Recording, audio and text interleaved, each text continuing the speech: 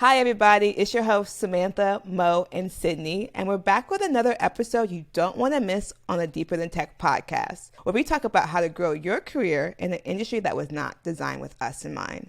In today's episode, we are talking about diversity quotas.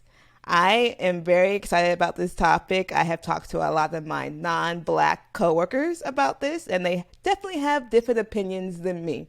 So I would love to hear what the ladies have to say. We'll be diving deep into this topic, and before we do, if you're loving this podcast, we appreciate it if you share it with a friend or a coworker.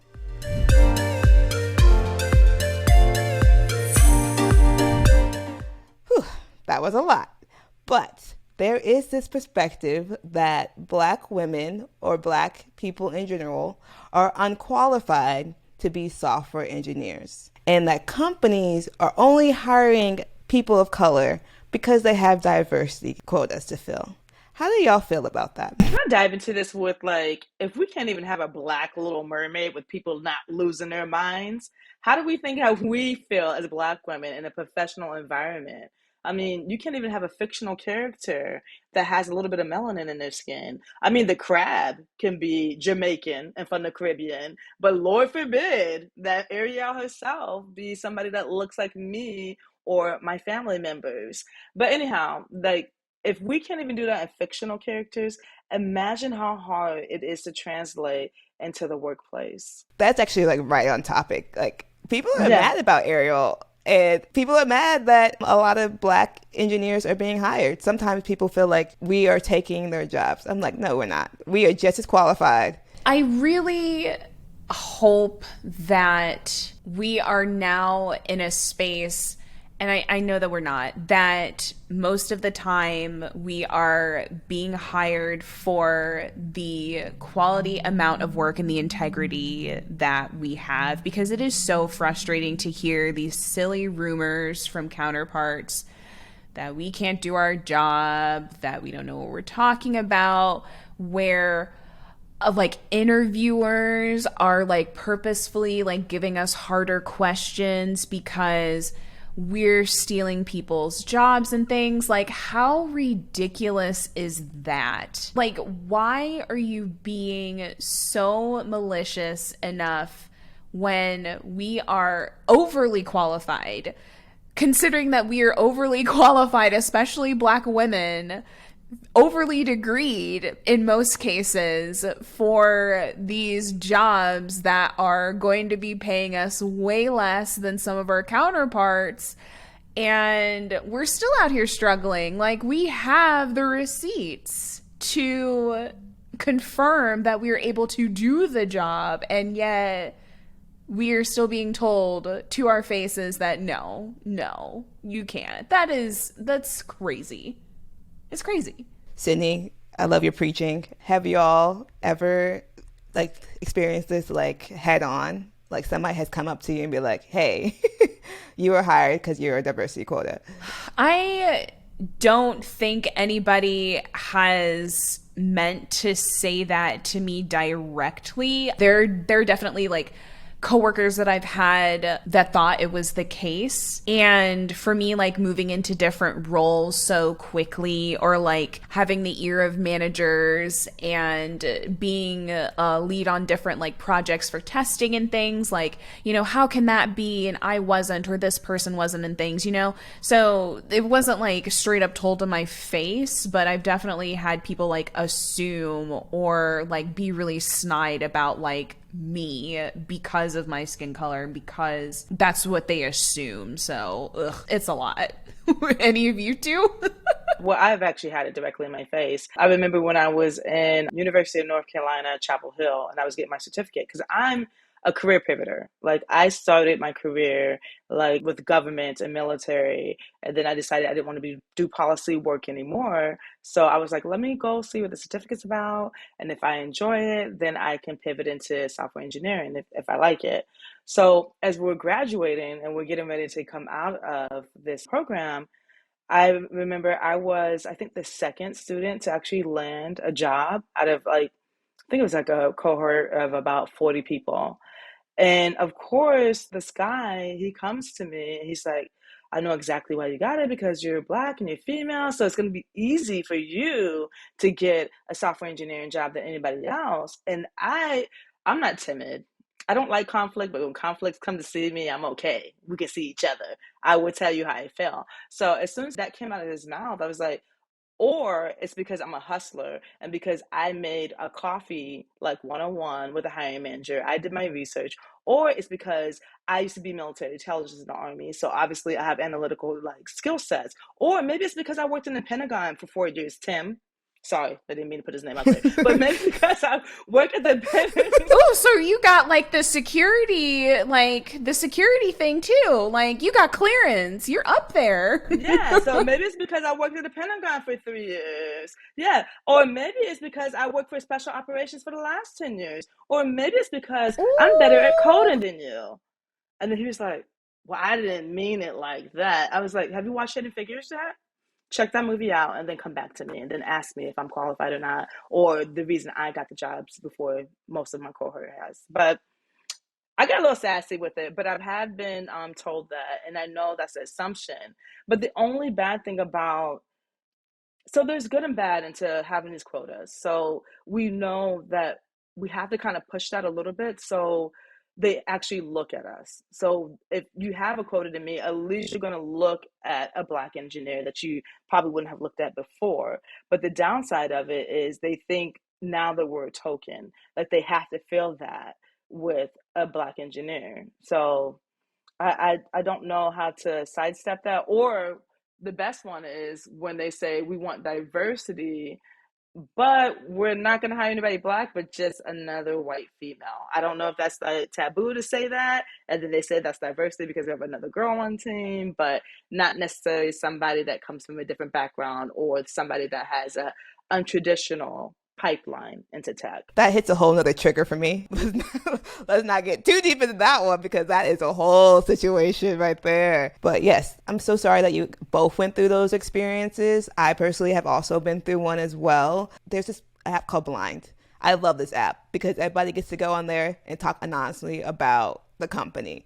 And one of the first emails that I got from my company was about people saying that only the Black people are being hired because of diversity quotas, so that we're not qualified. The first email at this new job, I'm walking in there with my pants on tight. I'm happy as hell.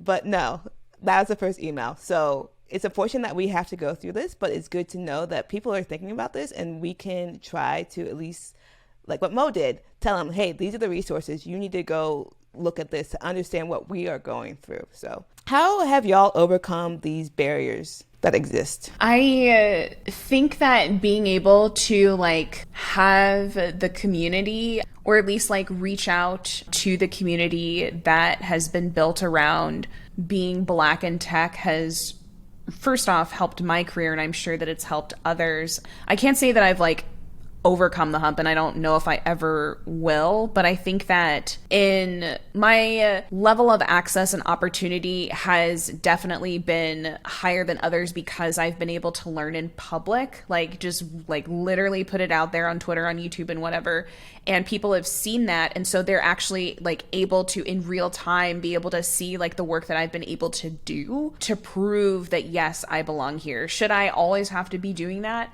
No. And to have that privilege and experience to be even like grow that way has been such a blessing. That's how I was able to find the job that I'm in now. But that was really hard to like even like get out there and start because I was worried about, you know, having to hear that like blowback of like, oh, like you can't really do this, or, you know, there's still people that are like out there like in the comments and things being like, you know, you're not an actual software engineer because I'm not degreed with a computer science degree or anything. So yeah, just it'll never stop. It'll be one thing or another, you know. What recommendations do y'all have for other Black people who are facing the same issues? Although we don't have the solution yet. I mean, we're still in that part where we're still trying to convince people. I hate that we use the word to convince, but that's ultimately what we're doing. We're still trying to convince people that we belong. Like we actually can contribute to the mission. We can help out with the job. Like we can do this. It's more of like, It's hard to say because I think there's like generational differences where at one point we were told in order to come into the workplace, because it is so different than what you're used to at home, you need to come in and code switch. I just want to tell the newer engineers, come in with your authentic self. As long as you get the work done, as long as you can kick ass and show like code and product and like applications that you are doing it, be your authentic self, because that will come through and they will understand it and they will be able to relate to you and they will be like, yes, this guy, this girl, they are a part of the team. That's it. I mean, they will start to look past that and look at your work and it will shine through. For me personally, I would say find somebody who is like an ally, like somebody who's on the top. There's usually like that one person, they're trying to fight for equal diversity, equal everything. They tend to go pretty fast. They're at the company usually at a short period of time, but there's always that one person who So is trying true. to, yeah, because they try to get a lot of pushback, which is so upsetting to me. Like, why is there so much pushback when they're trying to fix the system?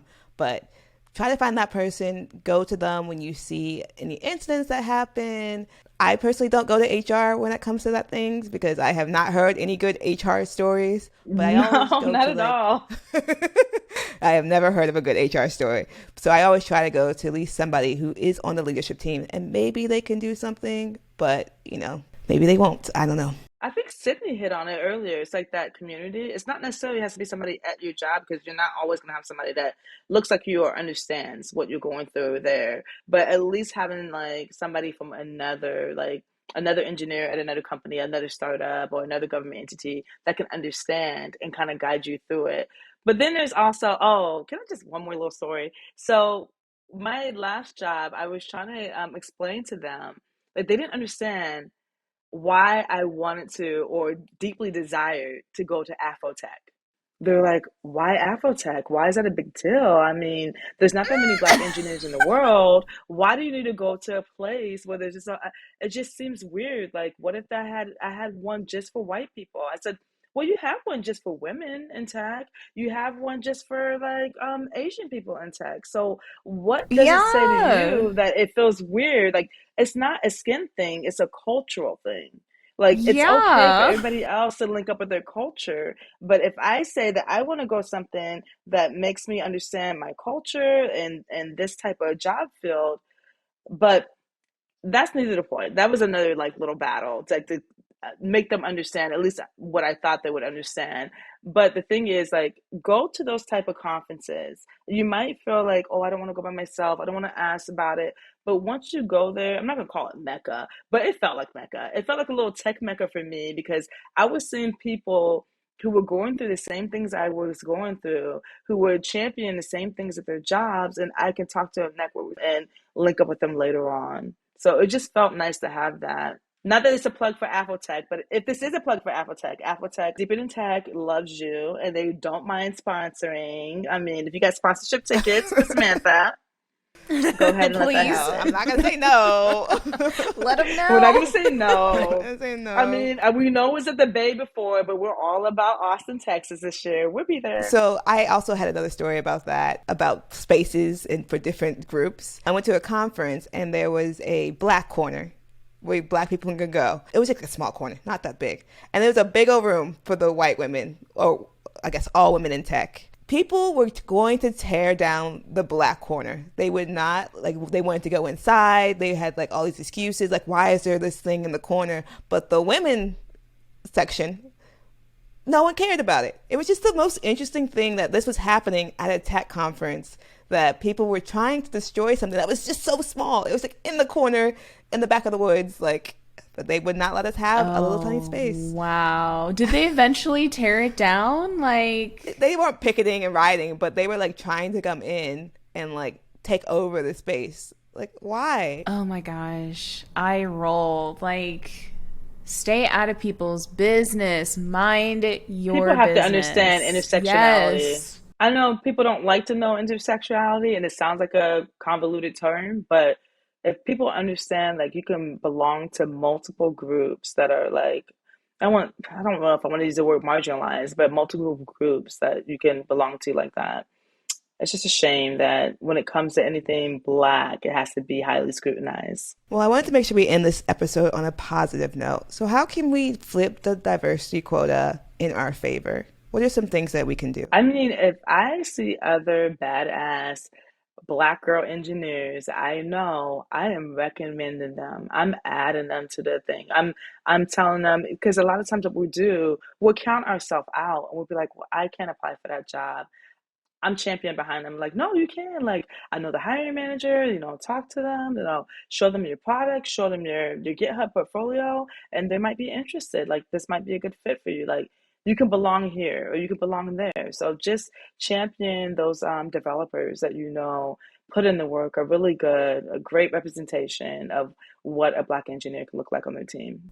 I make sure with my students that, like, if you Black, then I'm going to make sure that you were at least, like, introduced to some of the circles that I know so they can network, they can figure out, like, their communities inside of the ones that I know, because I get it. I understand, like, how hard that can be, feeling very isolated and being that potentially either that, like, small minority in the room of, like, people that are just, like, starting out. What does that look like? And then you have it's so overwhelming to try and, like, find your people in those different spaces. So I'm always telling people to, like, follow this person on Twitter, see their content, look at their blogs, talk to this person. Let's see if I can introduce you.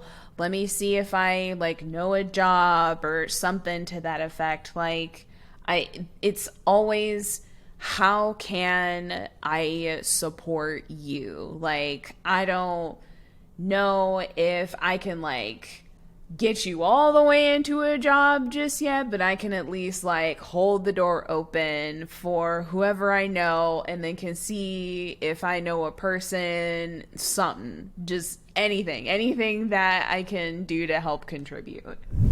Okay, lead the way, Sydney. I'm trying. Let's all hold the doors open. Until next time, bye.